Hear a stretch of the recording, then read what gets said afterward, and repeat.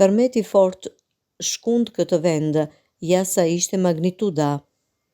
Sot në mëngjes në orën 5:07 dhe orën 5:16 janë regjistruar disa tërmete, epiqendrat e të cilëve rrjedhin nga rajoni epiqendror Peshteni, Ohorstrug, rreth 100 kilometra në jug-perëndim të Shkupit, me magnituda lokale të Richterit 3.4 dhe 2.3.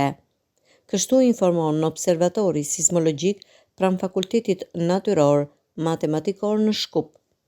Sipas të dhënave të deritanishme me të cilat disponon observatori, tërmeti në orën 5:07 është ndjerë në Ohor, Strug dhe rrethinën e afërt me intensitet prej 4 shkallëve sipas shkallës makrosizmike evropiane.